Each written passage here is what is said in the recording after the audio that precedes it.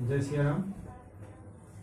हम लघु सिद्धांत कौमुदी का संधि प्रकरण पढ़ रहे हैं। हमारा अच संधि का प्रकरण चल रहा है। कौन सा चल रहा है? अच संधि। अच संधि में हमने कुछ संधियों का ज्ञान कर लिया है, जैसे यण संधि हो गई है, अयाली संधि हो गई, गुण संधि हो गई, वृद्धि संधि हो गई, और इस समय प्रकृति भाव संधि चल रहा है। आकाश वर्ण दीर्घ भी हो गया है, लगभग हो गया है ना, तो आकाश वर्ण दीर्घ भी हो गया है, और इसमें प्रकृति भाव संधि चल रही है। प्रकृति भाव संधि में हमने ये देख लिया कि जो अधसोमात है, कौन सा सूत्र है? अधसोमात। ठीक है, ये अदस शब्द है। कौन सा शब्द है? अदस शब्द है। इसके रूप चलते हैं असौ, अमी, सॉरी अमु, अमी जी, असौ, अमु, अमी, इस तरीके से इसके रूप चलते हैं। ठीक है, तो ये कहता है कि जो मांत पद हो, कैसा हो? मांत हो। तो यहाँ म है कि नहीं, उसका जो स्वर होता है, अच होता है, उसकी क्या हो जाती है? प्रगृह्य संज्ञा। कौन सी संज्ञा हो जाती है? प्रगृह्य संज्ञा। लेकिन म से युक्त तो होना चाहिए। मात कहने का तात्पर्य यही हो गया कि वो म से क्या होना चाहिए? युक्त। मतलब अगर म इसमें नहीं रहेगा तो उसकी प्रगृह्य संज्ञा नहीं होगी। ये बात हम पहले जान चुके हैं। ठीक है, अब हम इसके आगे बढ़ते हैं। तो इसके आगे जो सूत्र है चादयो सत्वे, कौन सा सूत्र है?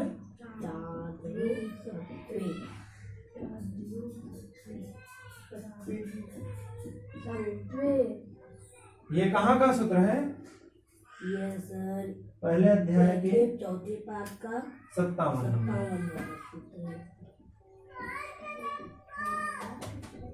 यही का है ना। ये देखिए, इसका हम जब खंड करेंगे तो ये आ जाएगा च आदयः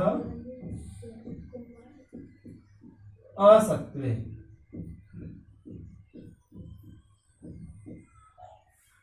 हमने आप लोगों को बताया था कि सत्व माने क्या होता है? द्रव्य। सत्व माने क्या होता है? द्रव्य। द्रव्य कितने होते हैं? 9।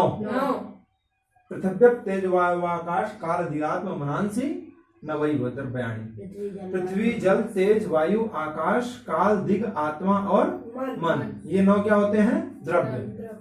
तो अगर सत्व माने हो गया द्रव्य, तो असत्व माने क्या हो जाएगा? अद्रव्य हो जाएगा। तो असत्व का तात्पर्य हो गया अद्रव्य, अर्थात अद्रव्यवाची जो च आदय। च आदय माने च है आदि में जिसके, ऐसा जो गण माने चादि गण।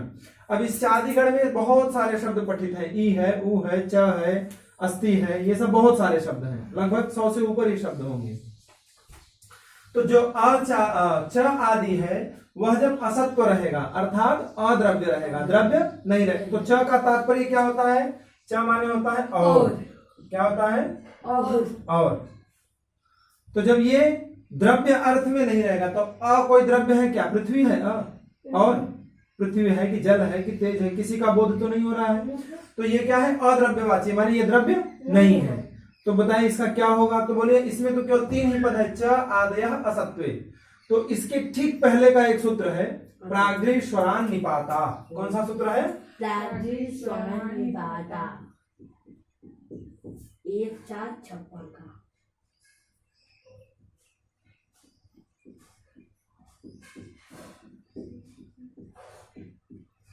प्राग्री स्वरान निपाता, ये इसके ठीक पहले का है, मतलब 1-4-56 का हो जाएगा। ठीक है, ये कहता है कि ऋश्वर, कौन सा शब्द है?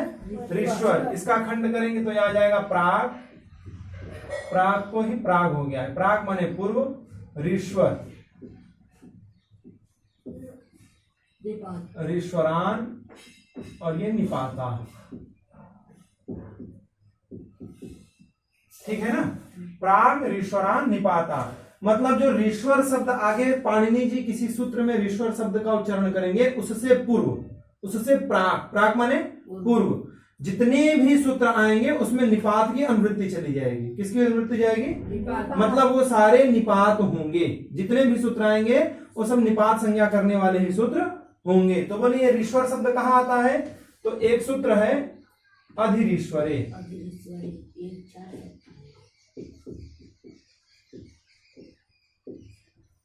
कहाँ का है? 1497 का है ये। तो इसमें देखिए रीश्वर शब्द आया है कि नहीं? तो रीश्वर शब्द तक माने 1497 तक, 1456 ही है ना, 1456 से लेकर के और 1497 तक के मध्य में जितने भी सूत्र आएंगे उसमें निपात की अनुवृत्ति चली जाएगी। कोई दिक्कत नहीं है ना। तो ये चादयोः सत्वे में भी निपात की अनुवृत्ति आ जाएगी कि नहीं? आ जाएगी। निपात की अनुवृत्ति आने का तात्पर्य हो गया कि जो च आदि है, च आदय, यह जब असत्व अर्थ में होंगे, माने जब द्रव्य अर्थ में नहीं होंगे, तो इनकी कौन सी संज्ञा हो जाएगी? निपात संज्ञा हो जाएगी। ये क्या कहलाएंगे? निपात कहलाएंगे। कोई समस्या समझने में? कोई दिक्कत नहीं है ना। अब देखिए ये केवल संज्ञा समझिए कि कौन सी संज्ञा कर रहे हैं, ठीक है। इसके बाद सूत्र आता है प्रादय, ठीक इसी के बाद का ही है। वो कहाँ का है? तो इसी के बाद का है, तो कहाँ का हो जाएगा? 1458 का। अब इसमें भी निपात की अनुवृत्ति आएगी कि नहीं? तो यहां हम पूर्व में इसके निपात लिख सकते हैं। तो इसका जब खंड करेंगे तो प्र आदय,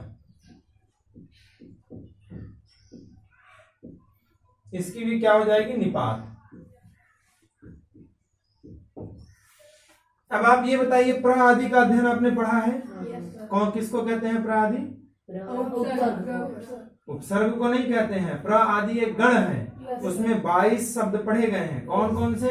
प्र, परा, अप, सम, अनु और इत्यादि 22 हैं। बस इनफ। उनकी निपात संज्ञा होती है। कौन सी संज्ञा होती है? निपात संज्ञा होती है। उन्हीं में जब क्रिया का योग हो जाएगा, उनमें जब क्रिया का योग है तब उनकी उपसर्ग संज्ञा होगी। वहां पर सूत्र है उपसर्गाः क्रिया योगे। क्या सूत्र है? उपसर्गाः क्रिया योगे।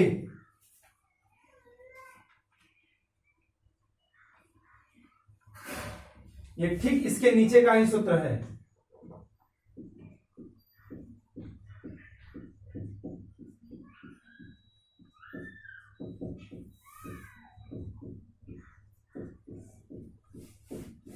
क्रिया योगे। अब देखिए ये प्रादय के ठीक बाद का ही है, माने 1459 का हो जाएगा। यही का होगा ना ये जो प्रादय। अब देखिए इसमें कहीं प्रादय दिख रहा है क्या? इसमें केवल है उपसर्गा क्रिया योगे, मतलब क्रिया का योग अगर रहेगा तो उनकी उपसर्ग संज्ञा हो जाएगी। लेकिन कब होगी? तो प्रादय की अनुवृत्ति इसमें आ जाएगी। जो प्र आदि हैं उनका जब क्रिया का योग रहेगा तो उनकी कौन सी संज्ञा हो जाएगी? उपसर्ग संज्ञा। और ठीक इसी के बाद का सूत्र है गतिश्च। कौन सा सूत्र है? ये कहाँ का रहेगा? इसके बाद का ही है तो 60 का रहेगा, ठीक है। गतिश्च में ये क्रिया योगे की अनुवृत्ति आ जाएगी। ये उपसर्ग नहीं रहेगा। गतिश्च में उपसर्ग नहीं आएगा, क्रिया योग आएगा और प्रादय आ जाएंगे। अर्थात प्रादियों की जब क्रिया का योग होगा तो गतिश्च माने गति संज्ञा भी होगी। कौन सी संज्ञा होगी? अब इन प्रादियों की आपने कितनी संज्ञाएं देख ली? एक तो प्राग्रस्वरान् निपाता से निपात की अनुवृत्ति आई तो प्रादियों की निपात संज्ञा हो गई। उपसर्गाः क्रिया योगी, जब क्रिया का योग हो गया तो उन्हीं प्रादियों की कौन सी संज्ञा हो गई? उपसर्ग संज्ञा हो गई। और क्रिया का योग रहने पर ही गतिश्च गति संज्ञा भी हो जाती है, ठीक है ना। तो है वो प्रादि ही। प्रादि माने प्र आदि। प्रादि एक गण है, उसमें सबसे पहला जो शब्द है वो कौन सा है? प्र। तो प्र आदि जो गण है उसमें जितने भी शब्द पठित हैं कितने हैं? 22। उन 22 की कौन कौन सी संज्ञा हमने देख लिया? निपात की अनुवृत्ति आने से प्रादय की निपात संज्ञा हो गई। उसके बाद उपसर्गा क्रिया योगे से क्रिया का योग रहने पर उसकी उपसर्ग संज्ञा हो जाएगी। और तद योग रहने से ही माने क्रिया का योग रहने पर ही उसकी गति संज्ञा भी हो जाती है, ठीक है।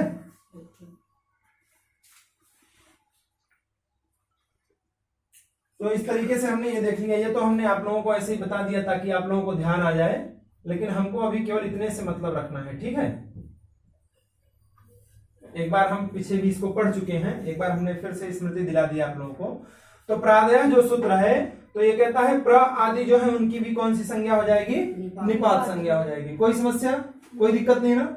अब बोले आपने जो ये च आदि और प्र आदि को निपात किया है तो इससे फायदा क्या है, तो अगला सूत्र बताते हैं। वो कहते हैं कि निपात एकाधनांग, कौन सा सूत्र है,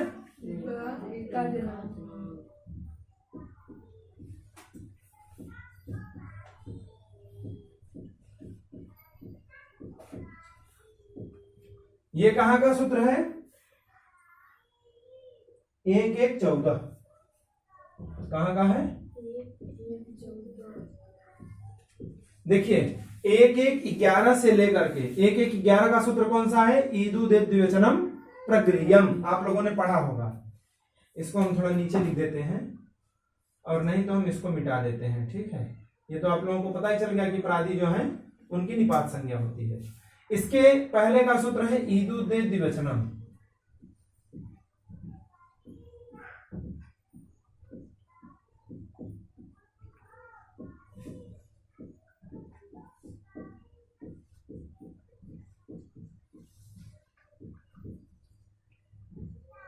ईदु दे द्विवचनम प्रगृह्यम, वो कहां का है, पहले अध्याय के पहले पाद का 11 नंबर सूत्र है, ठीक है ना।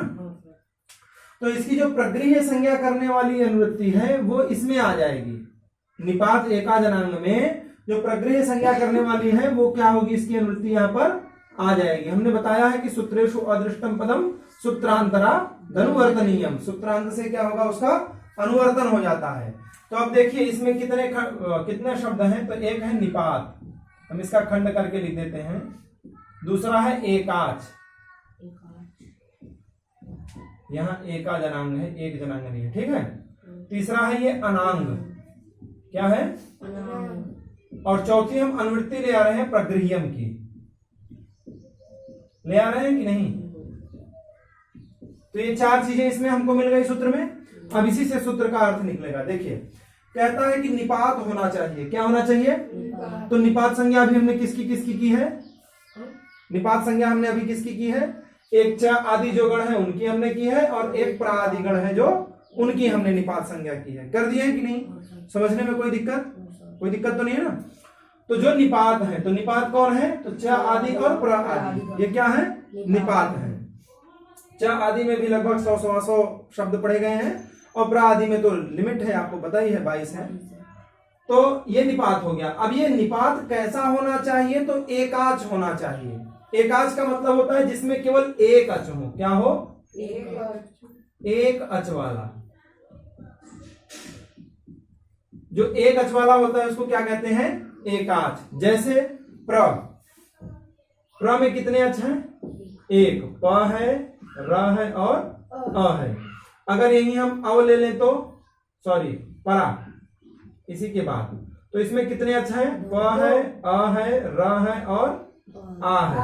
2 अच हो गए कि नहीं, 2 अच हो गए ना। तो 2 अच इसमें नहीं चलेगा, इसमें कितने अच चलेंगे, एक अच चलेगा, केवल मात्र एक अच। तो निपात होना चाहिए, तो निपात है प्र हमारा, है कि नहीं है।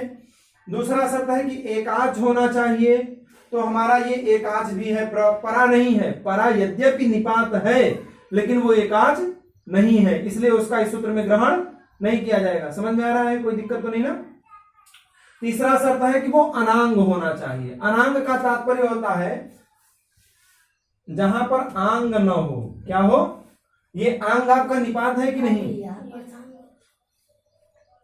ये आंग आपका निपात है कि नहीं, कैसे निपात है, क्योंकि ये प्रादिगण में पढ़ा गया है। प्र परा अप सम अनु अव निस निर दुस दुर दु वी आंग, वी आंग, आंग आता है कि नहीं, तो वही आंग को छोड़ करके।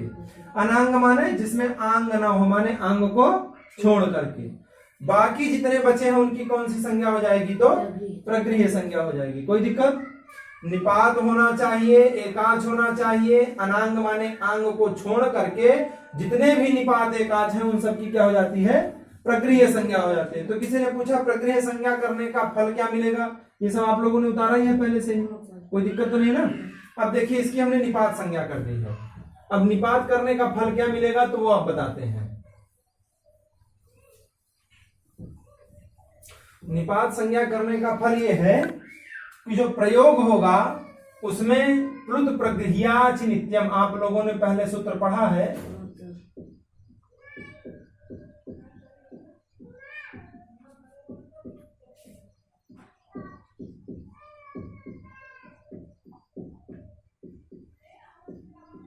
प्लुत प्रगृह्या अच्छी नित्यम। ये कहां का सूत्र है, बिल्कुल याद रखा करो।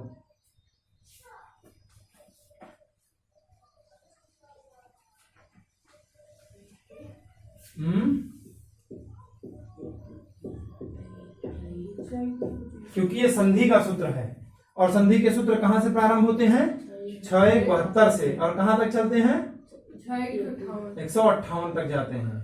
तो उसी के बीच का ही होगा कहीं ना कहीं का, उससे पहले तो हो नहीं सकता। अच्छा, ये 111 के पहले का भी नहीं हो सकता, क्योंकि 111 के पहले संभवतः एक सूत्र है, ये एकः पूर्व प्रयोग, कहाँ का है ये, हाँ 6184 का है, संभवतः 84 का ही है ना। तो इसकी अनुवृत्ति जाती है 111 तक, कहां तक जाती है, 111 तक, माने 84 से लेकर के 111 के बीच में, यहां पर 111 में शायद ऋतु तो ऐसे कुछ करके सूत्र है, अगर यहां तक के बीच में अगर कोई भी संधि करता है तो वो पूर्व पर दोनों के स्थान पर करता है। तो ये तो जो प्रक्रिया नित्यम है पूर्व पर दोनों के स्थान पे करता है, ये तो प्रकृति भाव करता है ना, तो 111 के बाद का ही होगा, ठीक है ना। तो ये 6-1-125 का हम बार बार आप लोगों को इसलिए समझाते हैं ताकि कहीं भी आप लोगों को समस्या ना हो। इसका अगर हम स्ट्रक्चर बनाएंगे, फार्मूला बनाएंगे, तो आप ऐसे लिख सकते हैं, प्लुत हो अथवा प्रगृह्य हो, उसके बाद क्या हो, अच हो, तो क्या हो जाता है, प्रकृति भाव।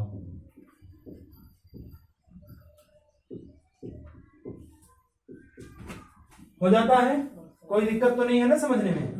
प्लुत हो अथवा प्रगृह्य हो, उसके बाद क्या हो, अच हो, तो वहां पर क्या हो जाता है, प्रकृति भाव हो जाता है। उदाहरण से हम समझेंगे तो लिखा है ई इंद्र, क्या लिखा है, ई इंद्र।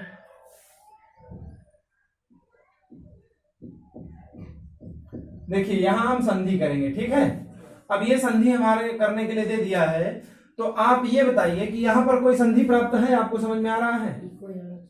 अरे वो तो आकाश वाले इको एणच भी लग जाएगा, इको एणच का ही अपवाद है अकह सवर्ण दीर्घ, ठीक है ना। क्यों, क्योंकि इक के स्थान पर यण होता है, अच परे रहते, तो अच में ही आ जाएगा, इक के स्थान पर यण हो जाएगा। एक तो इको एणच से यण प्राप्त है और दूसरा अकह सवर्ण दीर्घ से सवर्णी अच परे रहते दीर्घ प्राप्त है, ठीक है ना। तो यहाँ पर ये इंद्र बन जाना चाहिए था, बन जाना चाहिए था कि नहीं, बन जाना चाहिए था ना। लेकिन सूत्र आ गया कौन सा, प्लुत प्रगृह्या अच नित्यम। ये कहता है देखो भाई, अगर कोई प्लुत हो अथवा प्रगृह्य हो, उसके बाद कोई अच हो, तो वहां पर क्या होता है, प्रकृति भाव हो जाता है। तो किसी ने कहा कि प्लुत कैसे है, कि प्रगृह्य कैसे है, तो उन्होंने कहा प्लुत तो नहीं है लेकिन प्रगृह्य है। बोले कैसे, तो बोले इसका चादयो सत्व है ना, चादयो सत्व से क्या हुआ, इसकी निपात संज्ञा हो गई है, इसकी क्या हुई है, निपात संज्ञा, क्योंकि चादिगण में ये ई भी पढ़ा जाता है, और निपात एकाजनांग से इसकी क्या हो गई है, प्रगृह्य संज्ञा हो गई है। जिसकी निपात संज्ञा हुई है उसी की निपात एकाजनांग से क्या कर दिया गया है, प्रगृह्य संज्ञा कर दिया गया है। तो ये ई क्या है, प्रगृह्य है कि नहीं। तो किसी प्रगृह्य के बाद यदि अच हो तो क्या हो जाता है, प्रकृति भाव हो जाता है। तो ये ई जो है वो प्रगृह्य है, इसके बाद अच इंद्र में ई है, तो यहाँ पर प्रकृति भाव हो जाएगा। और जब प्रकृति भाव हो जाएगा तो यहाँ दीर्घ नहीं होगा, प्रकृति भाव माने जैसा लिखा है वैसा ही हम उतार देंगे। बात समझ में आई, कोई दिक्कत। तो ई इंद्र जो लिखा है उसका ई इंद्र ही रह जाएगा। दूसरा दे रहे हैं उ उमेशा, क्या उदाहरण दे रहे हैं, उ अग्रे उमेशा। अब ये उ भी जो है वो भी चादय सत्व में चादिगण में क्या हुआ है, पढ़ा गया है। जब वो चादिगण में पढ़ा गया है तो उसकी निपात संज्ञा हो जाएगी, और फिर निपात एकाजनांग सूत्र से क्या हो जाएगा, उसकी प्रगृह्य संज्ञा हो जाएगी। क्योंकि ये क्या है, एकाच ही है कि नहीं, एकाच। ये विशेष बात आप ध्यान रखिए कि जो निपात एकाजनांग है उसकी शर्त है कि निपात होना चाहिए, और निपात के साथ साथ क्या होना चाहिए, एकाच होना चाहिए, और आंग न हो। अंग न हो। ये तीन चीजें उसकी बात ध्यान में रखनी चाहिए। तो ये निपात भी है क्योंकि चादयो सत्व से इसकी निपात संज्ञा हो गई है। और ये एकाच भी है, इसमें कोई दो अच दिख रहे हैं क्या आपको? नहीं है ना, एक ही अच है ना, और ऊ में भी एक ही अच है, तो एकाच भी है। और ये अंग तो नहीं है ना, अंग भी नहीं है, इसलिए इसकी क्या हो जाएगी? प्रगृह्य संज्ञा हो जाएगी। और जिसकी प्रगृह्य संज्ञा होती है उसका प्रकृति भाव हो जाता है। आप ऐसे लिख सकते हैं, कोई दिक्कत तो नहीं है? No sir. समझने में कोई समस्या? एक बार फिर से आप लोग समझ लीजिए इसी को। एक आगे कारिका है, उस कारिका को हम आप लोगों को कल समझाएंगे, क्योंकि वो थोड़ा आप लोगों को समझने में दिक्कत होगी। क्लिष्ट तो नहीं है, लेकिन अभी आप लोग क्या बच्चे हैं ना, इसलिए थोड़ा समझने में आपको नहीं आएगा। वो कारिका का अर्थ कुछ ऐसा है कि यहाँ पर एक अंग है। क्या है? अंग है। ये प्रादिगण में आते हैं। कौन से गण में आते हैं? प्रादिगण में। और एक आ है। क्या है? आ है। ये चादिगण में आता है। किसमें आता है? तो देखिए, आंग में भी गकार की इत संज्ञा होके तस्य लोपा से लोप होकर के आ ही तो बचता है, और इसमें भी आ बचा है। लेकिन इसमें प्रगृह्य संज्ञा हो जाएगी, प्रकृति भाव हो जाएगा, लेकिन इसमें प्रगृह्य संज्ञा नहीं होगी, प्रकृति भाव नहीं होगा। क्यों प्रगृह्य संज्ञा नहीं होगी? क्योंकि जो निपात एकाजनांग है वो कहता है आंग को छोड़ करके, कहता है कि नहीं? निपात होना चाहिए, ठीक है, उसके साथ साथ एकाच भी होना चाहिए, वो भी ठीक है, लेकिन आंग नहीं होना चाहिए। आंग नहीं। अब देखिए, आंग जो है उसमें भी तो एक अच ही है, और वो प्रादिगण में पढ़ा गया है, इसलिए उसकी निपात संज्ञा भी है। क्योंकि प्रादय प्रागृह्य निपाता की अनुवृत्ति निपात आएगी, तो उसके बाद जो प्रादय सूत्र है, तो प्रादय क्या करेगा? इसकी निपात संज्ञा कर देगा। निपात संज्ञा करेगा कि नहीं? तो ये जो आंग है उसकी निपात संज्ञा भी हुई है, और वो एकाच भी है, लेकिन फिर भी यह प्रगृह्य नहीं होगा। बोले क्यों? तो कह रहे हैं क्योंकि निपात एकाजनांग कहता है कि आंग को छोड़ करके ही प्रगृह्य संज्ञा होती है। बात कहा गया है। तो जब आंग को छोड़ ही देंगे तो इस आंग की प्रगृह्य संज्ञा होगी? नहीं होगी। जब प्रगृह्य संज्ञा नहीं होगी तो उसको प्रकृति भाव भी नहीं होगा। तो वो कहां होगा, कहां नहीं होगा, आपको समझ में कैसे आएगा कि आंग कहां है और आ कहां है? इसमें थोड़ा आपको दिमाग लगाना पड़ेगा, इसलिए इसको हम कल रखेंगे। अभी हम फिर आपको एक बार समझा देते हैं। देखिए, हम एक बार फिर देख लेते हैं। सबसे पहले आता है सूत्र प्रागृह्य स्वरान निपाता।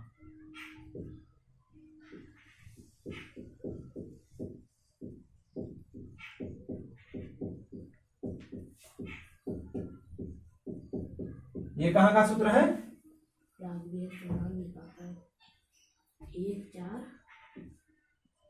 56 का। उसके बाद आता है चादयो सत्वे।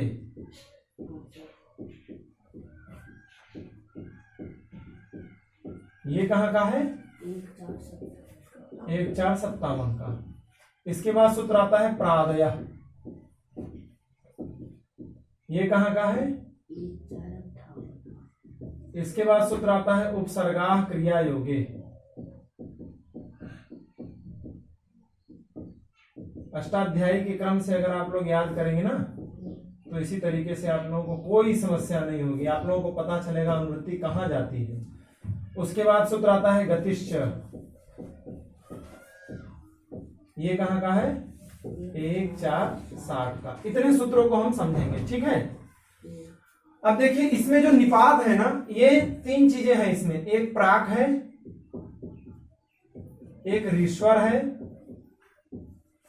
और एक निपात है। निपात, ठीक है।